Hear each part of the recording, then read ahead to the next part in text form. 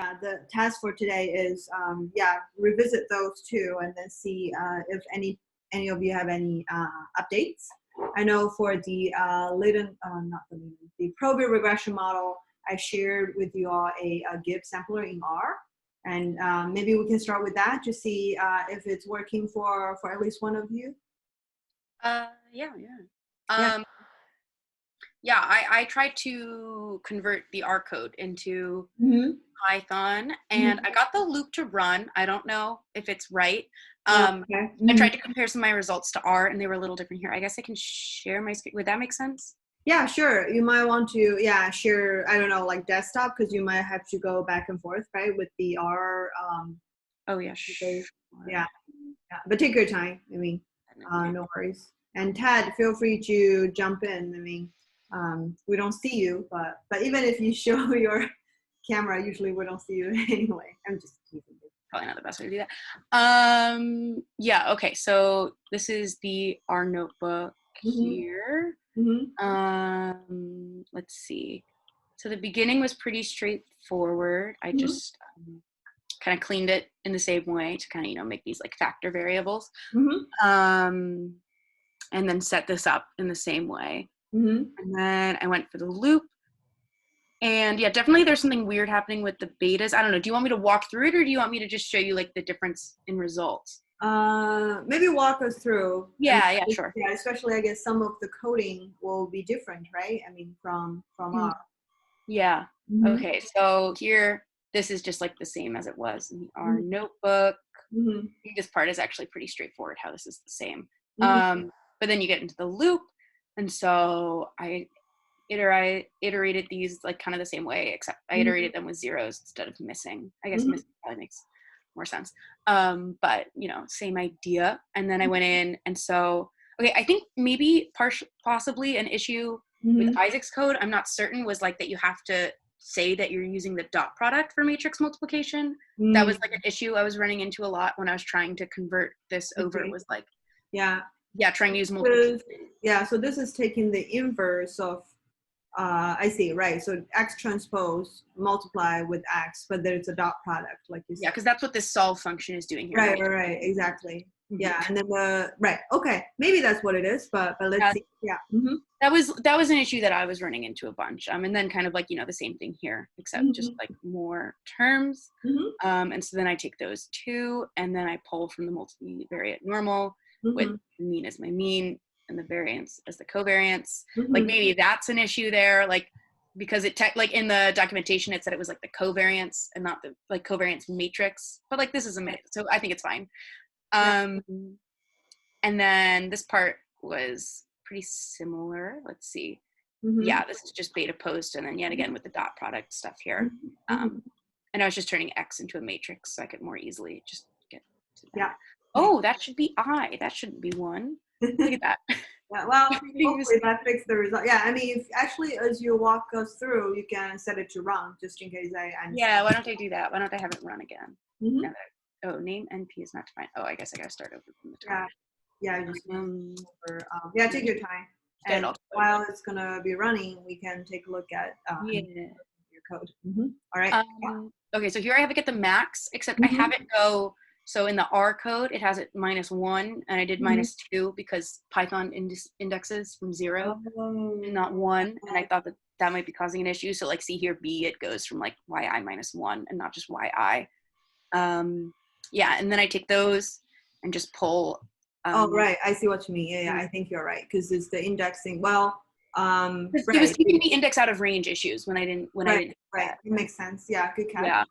But I'm definitely worried there's like some weird index issue in here somewhere. So then I pull those, and then I do here like kind of the equivalent to this line. And then moving on. So here I do K in range 1 to 3, but this is in range 1 to 2. Why do I have it 1 to 3? Oh yeah, because 1 to 3 makes it go 1, 2, and then it skips 3. Right. Just the difference between R and Python. But this line's pretty similar to the R line, except again with all these indices I have them from -1. Yeah, that makes sense. Yeah. That, but all of this is pretty much the same as here. and then I have it store the parameters and then print the iteration of the run that you're on. Oh, I should have had it do fewer iterations because you can see that it takes a while. For some reason, I tried to add that progress bar that I had used in the past, but like it was giving me really weird issues and I didn't understand why. Oh, okay. I see. But, I remember you used to, and that was from a separate package, right? yeah, it was like really simple. You just installed the package and put a wrapper around the range and like didn't do anything else. But for some reason, when I did that, it would throw an error. So I don't know what was up with that. Yeah. All right. So you set it to run for 2000. Yeah, which was probably too many to watch it live. We can. Do you want me to stop it and have it run for 2 hours? No, just let it run. I mean, okay. I think because well now we can come back to this after we talk about the other one, because earlier, like as you went through this, you caught the issue with IM1, right? IM1 for that bracket. So I just want to see once this is run, then well, if it runs in time, we can take a look at the results and comments from Tad. I mean, looks good to me. And Tad, what about you? For me, I just kind of like revisited what Isaac did, and then I also was slowly converting the R code over, and there's like bits and pieces that I just couldn't figure out quite well. But seeing Nina's code, that's definitely gonna help, and I could probably like just piece that together in the next day or two. Yeah, I'll upload it after I go through it again, so you can see. Sure. Yeah. No, there's like some like small like Python things that I just like didn't quite understand, and I think you seem to. Yeah, it's really finicky with the syntax. There's like certain things that you think should be such a simple step, then you get stuck there for a while. Right. Yeah. Well, I mean, to be honest, I mean, you guys are doing all of the work. I'm just like following what you're doing. Well, R is running faster, right? Yeah, R runs way faster. I don't know why. Like way faster. R's already at like 300, and this is like chugging along. Yeah, sometimes, I mean, I do not know Python well enough to tell what the reason might be, but sometimes, I mean, I think in terms of maybe one way or another, like either vector is preferred over matrices, things like that. That could be what's happening. And also, I don't know if the dot product, I mean. Yeah, I wonder, like, there's probably a way to go in and see, you know, which chunk of this loop is making the loop. Yeah, but let's let it run, and it probably will take a while to yeah, because when I mean, you can at least still see the old results, so it'll probably be over quickly, and then I can. Anyways, so the beta 1 value was like had really high values for some reason, but then everything else seemed to have more normal values. But I don't know why beta 1 was like enormous. And then when I did the trace plots, beta 1 also looked all wrong, but the other ones looked nice. Oh, just right. So I guess. Well, was the bug that you caught just now about beta 1, or it's not? It's just bug. I don't think it was. Is the weird thing. It was ease, right? Easy. Oh no, yeah, it was about the bug. It was about beta. Yeah, it was. Oh yeah, it was. Yeah, it was here. Possibly. Okay, let's leave it running if you don't mind, and if it gets done before we break for the day, we can take a look. Oh no, it's the bug because the betas are only from this portion, aren't they? I mean, I guess right. No, you're right. But it's about updating Z. But anyway, all of them are intertwined, so it's hard to tell. But I see what you mean. Yeah, and then he goes back in, so maybe. Yeah. You know, it could have been that. Yeah, let's leave it running, and then we can come back to. I mean, Tad, do you want to share about your updates for the other work? For the I couldn't really understand that one, so I got really stuck on that one. Okay, that one, Nina, just to catch you up on that, it was last time we were doing the change point model. That did you get a chance to do it? No problem if you. No, I just got to this one. I just had what I Okay, yeah. So, well, Ted, do you want to share your screen then? Whatever you're stuck on, if you don't mind. But we can also leave it for next time. Mine's like the same one that who was the one that did it? Is it Isaac or Elliot? I think I was going off of Elliot's. I didn't really have like anything, so I was just kind of going off of his and like trying to make sense of it, but like I didn't quite understand the model itself. Okay. Well, so the model itself is actually from one of our exam questions in Bayesian class. Yeah, I remember I was looking at that and I was like, I've seen this. I know, yeah. So yeah. But I So, remember not understanding it off of the exam too. Like I think that oh, was okay. like the one So, question I got like all the points docked off of. So like that, like looking at it again stressed me out. all right. Well, thanks for letting me know that. And let me, well, I mean, since we have the time, let me actually just put up the slides that I share with you all about. I mean, it's not really slides. It's just like I didn't do a write up. I just put everything together. And let me share, and then we can walk through the model, and then you can spend, well, after this session later to deal with the model, like the coding. So the model, as you can see here, is we are looking at counts, right? Yeah. Counts of, in this case, storms or hurricanes, or tropical storms or hurricanes. And the counts, typically we use Poisson, right? Poisson is a count model, and then it has one parameter, lambda, as the rate. So what we're doing here is when sometimes you plot the data, you might see that all of a sudden things change. Like there's a huge jump, or like even like an increase or decrease, whichever. So we're trying to figure out if we can use a model called change point model, that when is the time that like the rate changed. Okay, so if you look at the model that we have in the middle here, can you see that? Yes. Yeah, so here, and so you can see that here that, well, we're saying that it's probably at time m that the change happened. And then before that, every observation follows Poisson lambda 1. And after that, all of the yi's follows Poisson lambda 2. So this is, well, lambda 1, lambda 2, they're different. So we're saying that there might be a huge, like a quick, a very sudden change, either going up or going down. And then we're trying to model where that is. But of course, also estimating lambda 1 and lambda 2. Okay, so that makes sense? That's the model itself. Okay. Mm-hmm. Yeah, feel free to ask questions. I mean, it's just the three of us, so I can keep going. I mean, the rest is, of course, just about the derivations. I share with you all what the all of the posterior, what it looks like.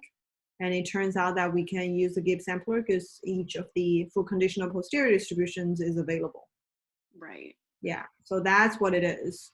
And questions here about the model? I mean, the rest is, well, not that I don't want to go through them. They're mostly just coding. Yeah, I think I remember trying to pull this up at the beginning of last week and trying to give it a go.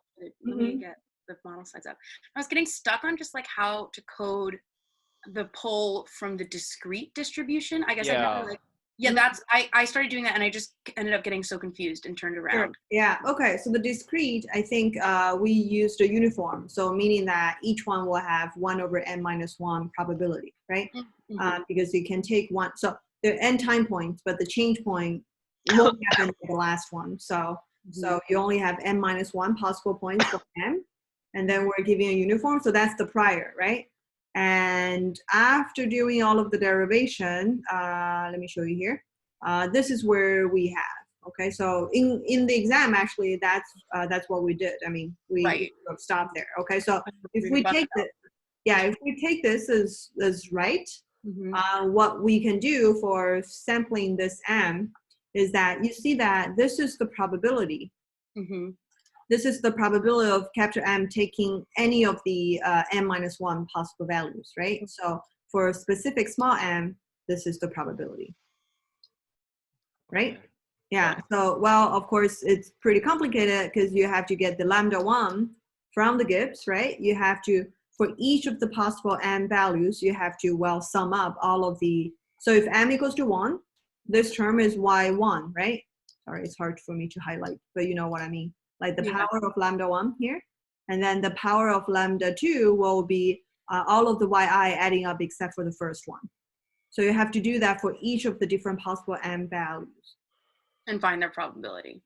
Yeah, and then same here. You take the difference of lambda 2 and lambda 1 and take m. So when you get to sampling m itself, I think, well, depending on how many you have, it's n minus 1 in the generic model. So you actually have to compute all of the, well, you can see it down here. You have to compute all of the possible, this value, I mean, this expression. You have to compute for each of the possible m's here to get a sum. And then you divided the total for each one, so you can get a normalized probability. Okay, so this might be something really small, right? And then it's for each m. And you take the sum and then divide it by the sum for each of this case. You sort of like, the sum is, then once you divide by d, the sum of all of this probabilities should be 1, right? Yeah. Yeah, so that's what it is. Wait, sorry, no, I got confused. So shouldn't D just be 1 then, if it's the sum of the probability for every Yeah, good point. So I was being a little bit losing here. So this is proportional, right? Okay. Yeah, it won't be exactly the same. I mean, it won't be actually a probability, but it will be some number.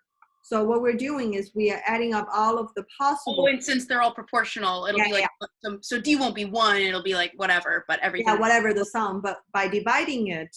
Oh, I see. Okay. Yeah, and then, so maybe you have like, think about it. Maybe you have 1, 2, 3, 4, 5, like 5 possible values, whatever that is. And then you divide it by the sum, which will be, in this case, 15, right? So then the first one will be 1 over 15. The second one will be 2 over 15. The last one is 5 over 15. So now you renormalize it because D is 15. And then now the final probabilities add up to 1.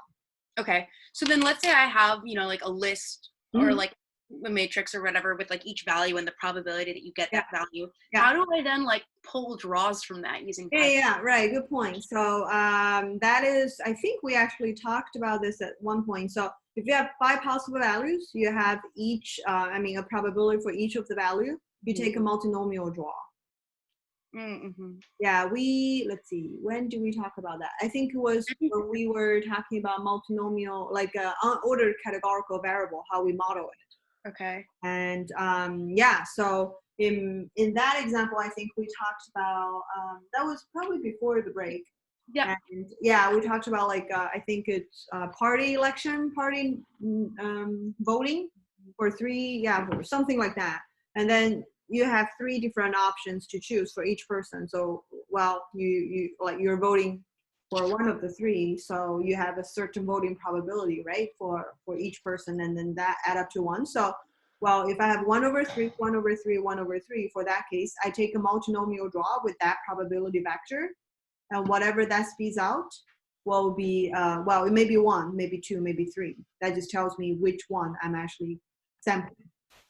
Okay. Yeah, no, I think, now I think I definitely stand a much better chance of getting this regression through. I was staring at I mean, circles. Definitely, that would be good. And I mean, let's see, I think Isaac posted stuff, but I mean, let's not worry about that. Like, I mean, he has something from last time. And I think, the issue was we were not sure, like he was not getting the same results as the one that Elliot got. Elliot was using PyJax or that kind of, automatic MCMC. So that was the leftover question from last time. So, Ted, any more questions about the model? Actually, Nina asked all the ones that I. They're common questions. Yeah. So I would say, Elliot is not writing a GIF sampler by herself. He was using a package to do it. So I would say, now we explain what the model is and then how to do each of the steps. I would say check out what I'll look over what Isaac has, and then we can you can take a look and then run it and see if you get something similar. I think Isaac's situation, I mean, the result in the end happened to have 2 change points, whereas his was I think that's what he was running into, and then we were not sure what's happening. The code looks fine, but I'm not too sure. So maybe take a look to see if there's any bug in that, and then try that. And Nina, any chance it was wrong, or? It is at 800 right now. Yeah. It really takes time.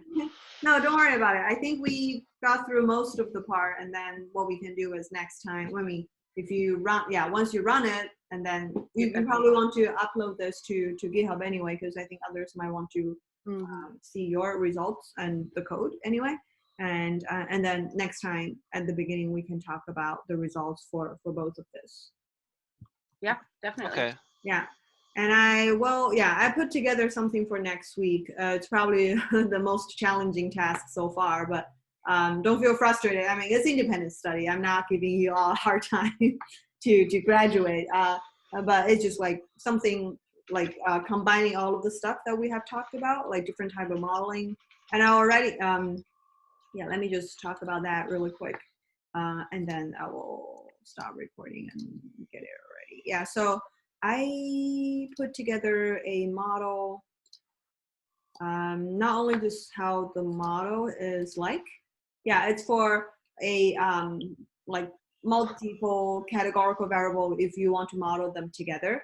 So I put together the model itself, like this is the likelihood and all that. This is the prior. Don't worry, it looks complicated, but I gave you the list of full conditional posterior distributions. Okay, I give all of them to you, and then try to, based on your understanding of what the list of full conditional posterior distributions are, to write a Gibson. And I put a data set there if you want to try. But again, I mean, next week probably will be our second last meeting, and then we will have one more. So I think this task probably will break down, I mean, into 2 weeks anyway.